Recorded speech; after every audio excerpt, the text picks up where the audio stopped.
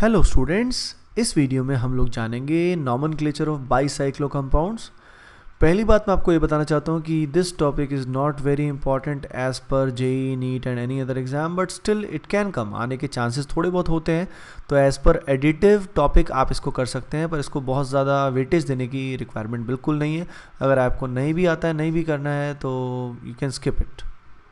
तो आइए जानते हैं with the help of following example कि इसका नेमिंग कैसे किया जाता है। तो देखिए, सबसे पहले हम आइडेंटिफाई करेंगे ब्रिज हेड एटम्स। ये जो एटम नंबर 1 है और ये जो एटम नंबर 2 है, these atoms are known as bridge head atoms, क्योंकि ये जो पुल है इसकी ये स्टार्टिंग होती है, इसकी ये भी क्या होती है, स्टार्टिंग होती है।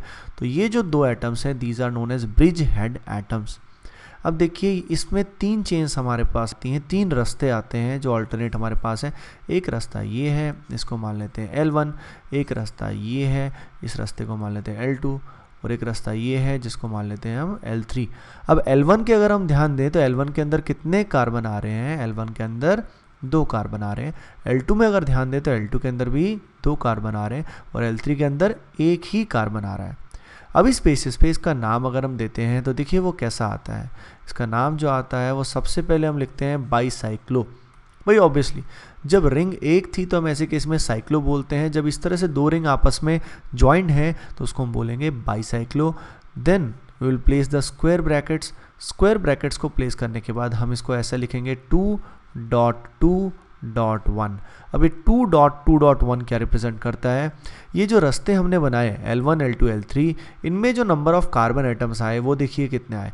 L1 के अंदर 2 आए, L2 के अंदर 2 आए, और L3 में कितने आए, 1 आए। तो इनको हम डिक्रीजिंग ऑर्डर में अरेंज करेंगे। अब डिक्रीजिंग ऑर्डर में अब 2 और 2 तो सेम ही है, तो उनको कैसे भी लिखो इससे फ़र्क नहीं पड़ेगा। तो यहाँ पे आएगा 2.2.1। इसके बाद लास्ट में आप काउंट करो टोटल एटम्स कितने हैं। टोटल एटम्स अगर आप चेक करोगे तो यहाँ पे आएंगे 7, including the bridge head atoms. तो लास्ट में मैं क्या लिखूंगा, हेप्टेन। तो मैं दोबारा से आपको बताता हूँ, सबसे पहले सफिक्स जो मैंने यूज़ किया वो होता है बाईसाइक्लो, बिकॉज ऐसे केस में it is a bicyclo compound. फिर हमने स्क्वायर ब्रैकेट्स का यूज़ किया, जिसमें डिक्रीजिंग ऑर्डर में जितने रास्ते यहाँ पे बने उसमें जितने एटम्स हैं उसको मैंने डिक्रीजिंग ऑर्डर में प्लेस किया, और लास्ट में मैंने हेप्टेन लिखा क्योंकि इसमें टोटल जो एटम्स हैं वो कितने हैं, 7 हैं। आइए देखते हैं इस कंपाउंड को। इस कंपाउंड को अगर हम ध्यान दें, सबसे पहले हम आइडेंटिफाई करेंगे ब्रिज हेड एटम्स को। ये हैं ब्रिज हेड एटम्स। अब इस केस में हमारे पास ये 3 रास्ते हैं। एक रास्ता तो ये होगा, एक रास्ता कुछ यहाँ से जाएगा, और एक रास्ता यहाँ से जाएगा। अगर हम यहाँ से जाएंगे तो ऐसे केस में नंबर ऑफ कार्बन आएंगे 1, 2, 3 एंड 4। टोटल 4 कार्बन यहाँ होंगे।